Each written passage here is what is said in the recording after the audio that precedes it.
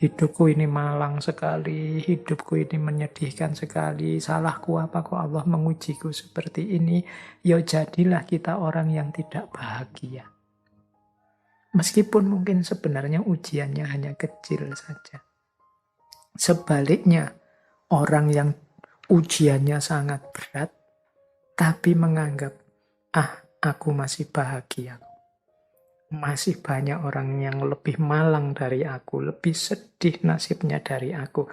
Aku masih tetap harus bersyukur pada Allah. Itu pun dia masih orang yang bahagia.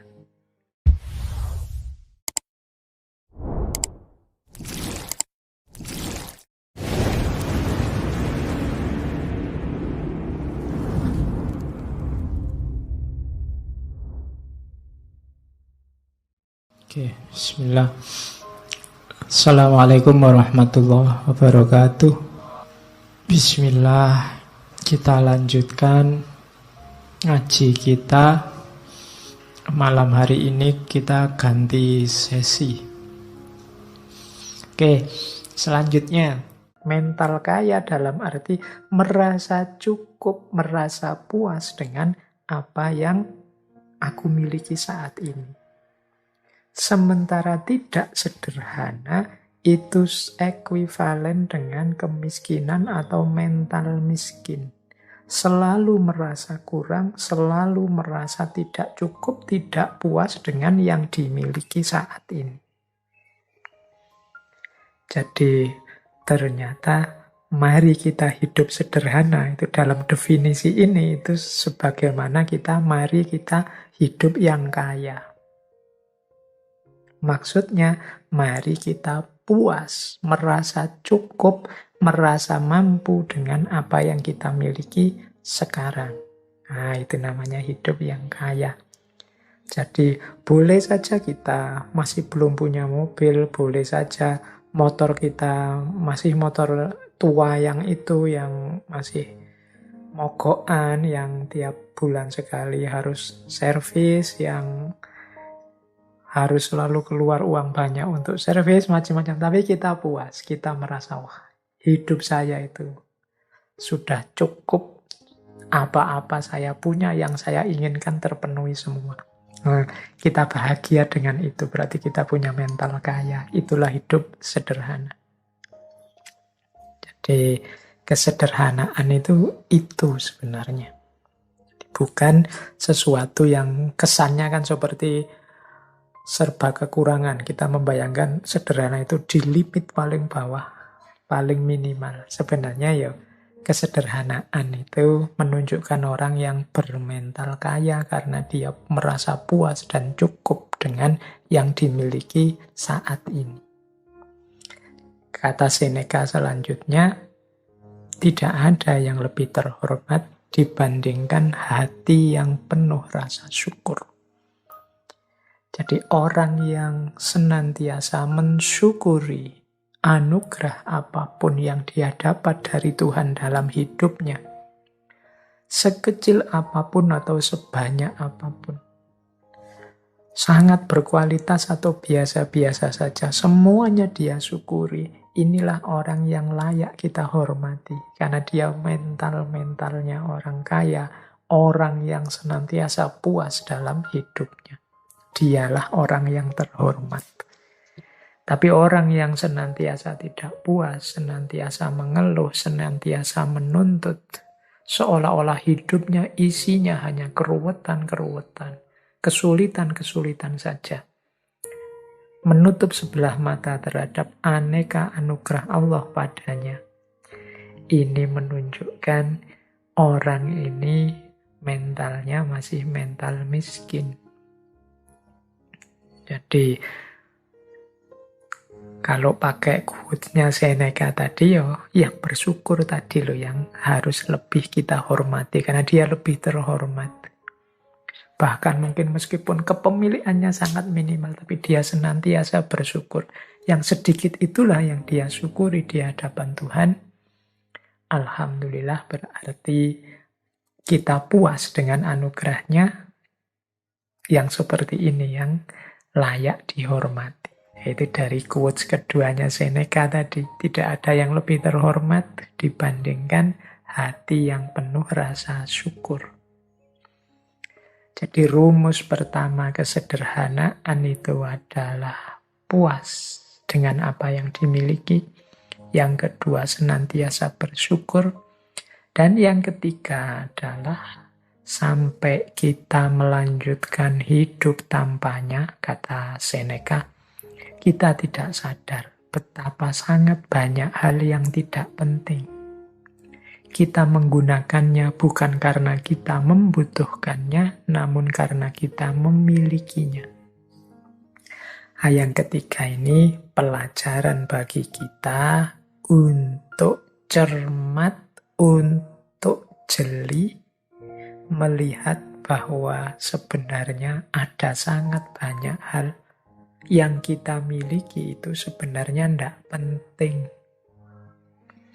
Jadi harusnya kita berbagi dengan yang lain. Ini ciri hidup sederhana selanjutnya. Jadi sadar apa saja yang tidak terlalu penting kemudian kita tinggalkan. Ya kita tinggalkan mungkin berbagi dengan yang lain. Baju misalnya, ini contoh mudah ya. Coba teman-teman ditengok lemarinya itu. Ada berapa puluh baju kita.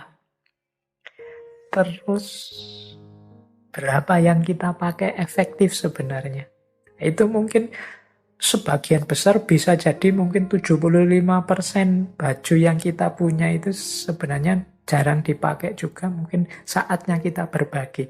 Kita hanya dengan 25% yang kita miliki itu sebenarnya kita sudah bisa hidup nyaman. Baju contohnya, mungkin ada yang koleksi sepatu, macam-macam banyak hal dalam hidup kita sebenarnya tanpa itu pun ya kita masih bisa melanjutkan hidup loh. Tapi karena sudah terlanjur punya, rasanya terus kita butuh. Kalau bahasanya Seneca, kita menggunakannya bukan karena kita membutuhkannya, tapi karena kita memilikinya. Ya karena sudah punya, ya dipakai. Karena bajunya sak lemari penuh, ya bisa gonta-ganti terus-terusan. Bahkan masih beli lagi. Jadi banyak barang kita yang seperti itu. Mungkin ada yang punya sepeda saja berapa, mungkin ada yang punya motor 3, mungkin ada yang punya HP 2 apa 3, mungkin ada yang wong 1 saja cukup, motor juga 1 juga cukup. Tapi rasa serakah, rasa ingin punya lebih, ini yang disebut tidak sederhana. Membuat kita terus mengoleksi hal-hal yang harusnya tidak terlalu penting untuk hidup kita. Yuk kalau sudah terlanjur, berarti saatnya untuk berbagi. Berbagi itu mestinya ya ndak harus nunggu rusak dulu apa jelek dulu. Kalau bahasanya Al-Quran, kebaikan itu justru ketika kita berbagi hal-hal yang masih kita sukai, masih kita cintai. Berarti baju yang paling baik, yang paling kita senangi, kalau kita berbagi ke orang lain, itu sebenarnya itu pahalanya paling besar. Itulah kebaikan. Jadi yang ketiga ternyata rumusnya, mari kita jeli, hati-hati, tidak membeli, tidak mengoleksi, tidak mengumpulkan hal-hal yang tidak penting dalam hidup kita. Jadi kalau memang harus beli, ya kita beli yang memang kita butuh dan penting. Yang sudah punya tidak usah dikoleksi terus-terusan. Karena manusia itu kan karakternya memang kalau bahasanya Al-Quran, alhaakumut takasur. Berlomba-lomba, berbanyak-banyakan. Senengnya koleksi.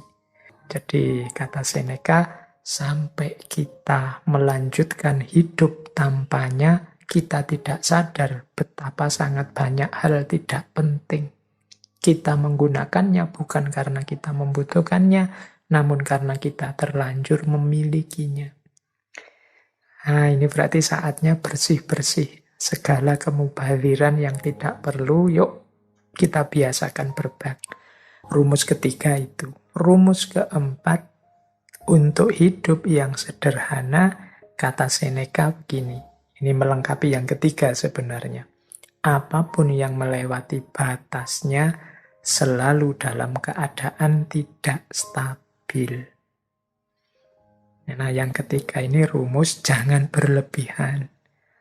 Apapun itu ada batasnya. Apapun itu. Jadi, bahkan termasuk kebaikan. Kan sering saya bilang, baik itu utama. Tapi terlalu baik kadang-kadang malah jadi tercela. Terlalu, pokoknya ada terlalunya. Itu kan berarti melewati batas. Membaca itu utama. Tapi kalau hidup untuk membaca terus, nggak peduli makan, nggak peduli temennya sakit, nggak peduli apa, ya jadinya nggak utama. Rajin itu bagus, terlalu rajin itu ya kadang-kadang malah diketawain orang. Kuliah jam 7, rajin sekali, setengah 7 sudah sampai di kelas, nunggu dosennya. Tapi terlalu rajin, misalnya kuliah jam 7, jam 5, habis subuh sudah nunggu di kampus, itu mungkin malah diketawain orang. Enggak, segalanya ada batasnya, yang wajar saja. Itu kesederhanaan. Jadi jangan melampaui batasnya. Jadi makan ya sewajarnya saja, jangan kekurangan. Dan jangan pula kelebihan. Minum juga begitu, beraktivitas juga begitu. Olahraga itu penting, tapi yo ada batasnya, jangan olahraga atau urusan mentang-mentang penting. Enggak juga begitu. Lari itu penting, tapi yo diukur kekuatannya, jangan berlebihan, tapi juga jangan kekurangan. Sepedaan itu penting, diukur kekuatan kapasitasnya. Jangan sampai nanti blunder, inginnya sehat, malah jatuh sakit. Jadi, kalau mengikuti rumusnya Seneca ini, berarti mari kita hidup yang sederhana. Rumus yang pertama, sederhana itu kita puas, kita terima apapun yang kita miliki saat ini. Jadi, seperti saya bilang tadi ya, qanaah. Yang kedua, mari kita bersyukur. Yang ketiga, mari kita hidup yang efektif. Jadi yang tidak penting, tidak usah diambil, dimiliki. Yang sudah terlanjur dimiliki, boleh kalau memang mungkin kita bagi untuk sesama. Dan untuk selanjutnya, jangan memubazirkan apa yang kita miliki untuk hal-hal yang tidak penting. Misalnya membeli yang tidak ada gunanya, hanya mengikuti hobi saja tanpa ngerti batasnya. Itu hidup sederhana. Dan yang terakhir ya tadi tentang batas. Jadi apapun yang kita inginkan untuk kita miliki atau kita lakukan, mari kita penuhi itu sesuai batasnya. Tidak kekurangan maupun berlebihan. Pas saja sesuai situasi dan kondisi kita.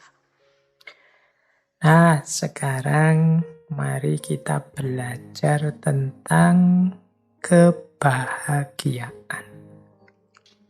Baik, tentang kebahagiaan ada beberapa tips, beberapa kata-kata bijaksana dari Seneca.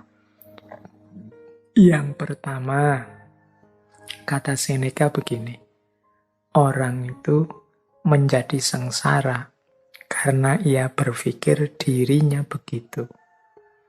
Begitupun dengan bahagia. Jadi, pertama, Seneca ingin mengingatkan pada kita, bahagia atau tidak, itu tergantung pemikiran kita tentang diri kita. Kunci pertama itu. Sama sekali tidak ada hubungannya dengan hal-hal di luar diri kita. Kuncinya tentang anggapan kita, pikiran kita terhadap diri kita. Sepahit apapun situasi, separah apapun kondisi, kalau kita menganggap, aku masih bahagia kok, aku masih bersyukur dengan situasi seperti ini, aku ini masih tergolong orang yang beruntung. Jadi aku harus tetap bersyukur dan bahagia. Loh itu ya kita bahagia.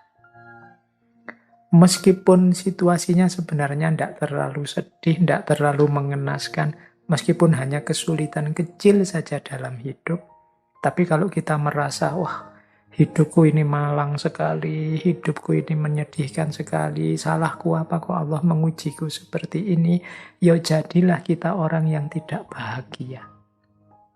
Meskipun mungkin sebenarnya ujiannya hanya kecil saja. Sebaliknya, orang yang ujiannya sangat berat, tapi menganggap, aku masih bahagia. Masih banyak orang yang lebih malang dari aku, lebih sedih nasibnya dari aku. Aku masih tetap harus bersyukur pada Allah. Oh, itu pun dia masih orang yang bahagia. Jadi bahagia atau tidak itu tergantung anggapan kita, pikiran kita tentang diri kita. Tidak tergantung pada hal-hal di luar diri kita. Apapun situasinya. Jadi bagi teman-teman yang ingin bahagia, ayo dimulai sekarang. Tidak usah nunggu nanti, tidak usah pakai disarati macam-macam. Saya akan bahagia Pak kalau lulus, saya akan bahagia Pak. Loh, bahagia sekarang tidak nunggu lulus juga bisa kok. Alhamdulillah, skripsiku sudah memasuki tahap akhir. Meskipun prosesnya lama, masih banyak teman-teman yang tidak selesai-selesai, bahkan proposal saja belum. Yang belum proposal, alhamdulillah aku sudah mulai nggarap proposal sebentar lagi. Banyak teman-teman yang sampai kena DO tidak sempat nggarap skripsi. Yang DO mungkin ya, alhamdulillah aku masih sempat merasakan seperti apa kuliah. Banyak loh saudara-saudara teman-teman kita yang sampai tuanya tidak tahu rasanya kuliah itu apa, sibuk dengan kesulitan hidupnya. Loh, ada sangat banyak alasan untuk kita bahagia, sebagaimana juga ada sangat banyak alasan kalau kita tidak mau bahagia. Tergantung kita milih yang mana. Yuk, mari kita tata cara berpikir kita. Biar kita hidup secara bahagia. Kemudian ada rumus yang kedua, kata Seneca begini, kehidupan yang bahagia adalah yang sesuai dengan sifat alaminya. Jadi kebahagiaan itu akan muncul kalau kita ngerti kondisi harmonis, seimbang, alami dalam kehidupan kita. Ini nyambung dengan yang tadi ya, yang bagian kesederhanaan tadi, bahwa kita jangan berlebihan. Hiduplah di standar yang alami saja. Sesuai sifat-sifatnya, kalau bahasa tadi, sesuai divine reason-nya, sesuai sunnatullahnya. Ya kita kuatnya makan berapa, kuatnya tidur berapa persen kita harus tidur, berapa persen harus makan, berapa persen harus istirahat. Berarti untuk belajar berapa, untuk ibadah berapa. Standar saja, yang alami-alami saja. Makan yang menguntungkan untuk tubuh. Caranya seperti apa, bahannya apa saja. Gimana caranya agar tidak kekurangan atau berlebihan. Itu standar-standar alami. Kalau kita bisa hidup dengan standar yang alami tadi, ya mudahnya tidak kekurangan, tidak berlebihan, insya Allah kita akan bahagia. Yang ketiga, kata Seneca begini, berbahagialah mereka yang dapat bertahan di saat menerima keberuntungan dan ketidakberuntungan. Jadi, mental ketiga yang melahirkan kebahagiaan adalah penerimaan. Di antara sumber ketidakbahagiaan kita adalah kita tidak terima dengan situasi yang padahal sudah nyata kita hadapi.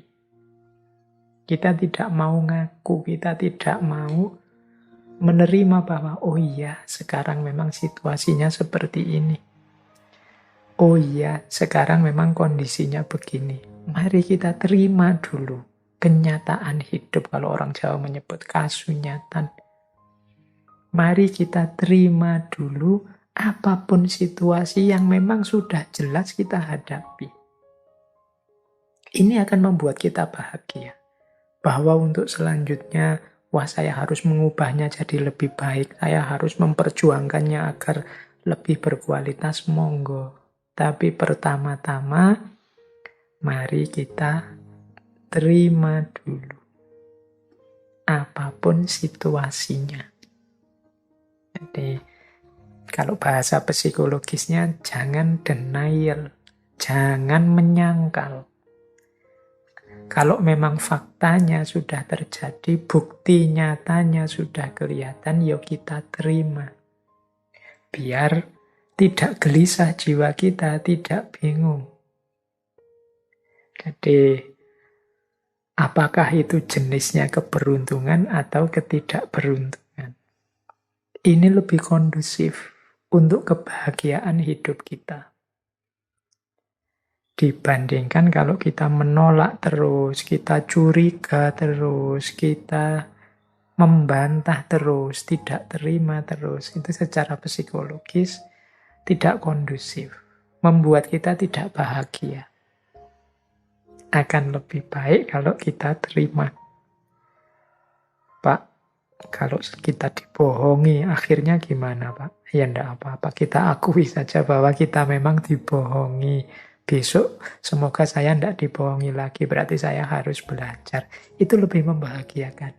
Daripada sejak awal kita curiga, terus curiga itu pasti tidak bahagia. Suudzon itu pasti tidak membahagiakan. Kemudian hasilnya memang dibohongi, terus marah-marah. Ini juga tidak membahagiakan. Diakui saja fakta, berarti aku ini kurang pinter, aku ini kurang jeli, aku ini ternyata yang aku anggap aku ini pinter, ternyata aku masih bisa dibohongi. Berarti aku ini memang manusia yang lemah. Sejak saat ini aku akan belajar biar tidak dibohongi. Itu mungkin lebih kondusif untuk hidup kita dibandingkan kita menyangkal terus, denial terus terhadap fakta yang memang sudah nyata kita hadapi. Lebih menenteramkan. Ini untuk level individu ya, level psikologi kita masing-masing.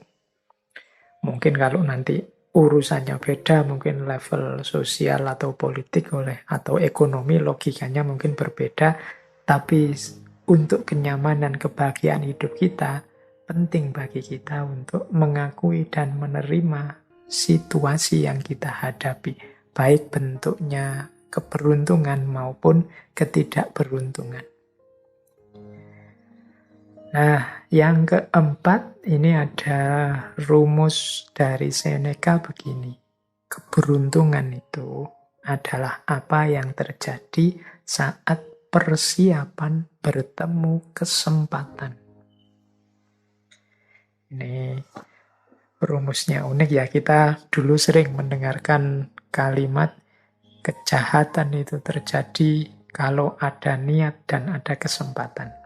Ini kata Seneca bukan tentang kejahatan, tapi tentang keberuntungan hidup. Keberuntungan hidup itu akan terjadi kalau persiapan bertemu kesempatan.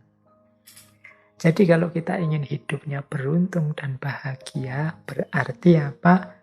Ayo kita mempersiapkan diri.